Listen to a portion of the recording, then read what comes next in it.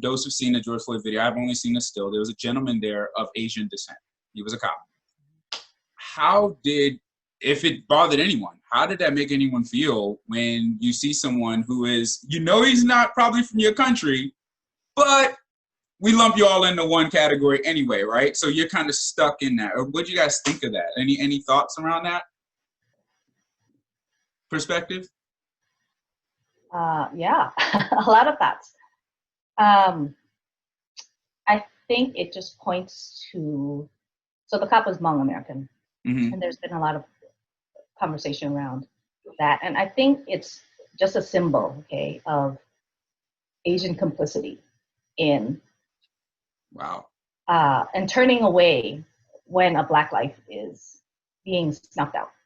And so it's so much more than just this incident. It's just a microcosm of what in America we have not dealt with as the symptom of this disease of racism, and how Asians have been silent and not outspoken enough. Now there are in history exceptions like Yuri Kochiyama with Malcolm X, but broadly overall there is a complicity in the Asian community and an anti-Blackness in the Asian community that we really need to confess, acknowledge, and turn away from and change.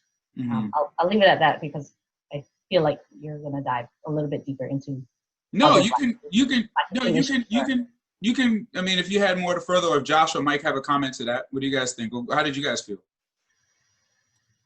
Yeah, I think, Matt and you and I talked about this, and actually Chris done this as well. In many ways, as I was watching, it really struck me a lot. It would be really hard too, because honestly, the initial thought was, why is he not doing anything? This initial anger is there at the person. And I think the second thing I talked about in the sermon that I preached as well is shame is there as well, of thinking like, oh, as a fellow Asian American, we have not done anything. And then the final emotion that I experienced was like, that is me. He's a picture of who I am and often how I grew up.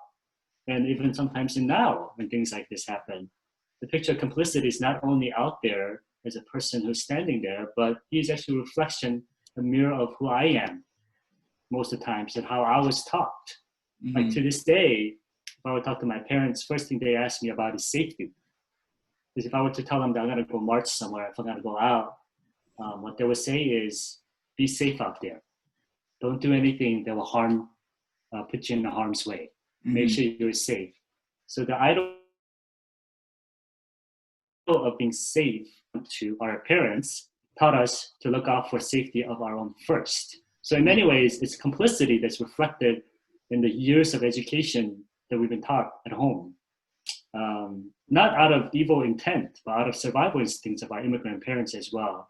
But then that has led to complicity and a picture of who we are, even at this generation. That's really good. I'm gonna dive deeper into that in a second. Mike, what are your thoughts on how did you feel? Because you're in an interesting spot. For those who are just now tuning in, right? Mike is half Black, half Chinese, but grew up pretty much an African-American lifestyle. So African-American life. Like honestly, when I talk to Mike, outside of his last name, I don't think about him being half Chinese. What is your thought on that being, I don't know, in the middle is a fair statement to even say, but like what's your thoughts? Yeah, man. I mean, for me, it just was like anger, rage type situation, right? Like, regardless of, it was, to me, I didn't see, there was an Asian American that wasn't helping. To me, it was all the people wearing that badge were complicit to this horrific thing happening. So to me, it just glossed over me as anger and outrage. If I could just be completely honest, like you can be. That's yeah. I mean, and that's what I mean. It really. I mean, to me, that's all. I didn't see it as this different ethnicity not jumping in and doing. I just saw that everybody wearing that same badge was all complicit in what was happening. And so to me, I didn't even. To me, when I first saw the video, I didn't even notice the person. I was just like, all these police ain't doing nothing.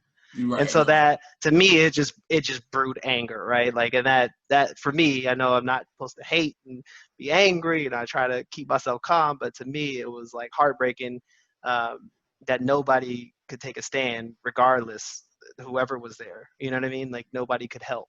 And so I felt, you know, when I'm watching it, it's tearing me up inside because it's something that you want to jump in and help, right? So that's kind of how I felt. I honestly did not like that guy's Asian. He's not doing nothing, right? I was just like, nah, he's wearing a badge and he ain't doing nothing, and that's Yeah. not your job, right? Like that's your job is to help. So that's kind of how I took it.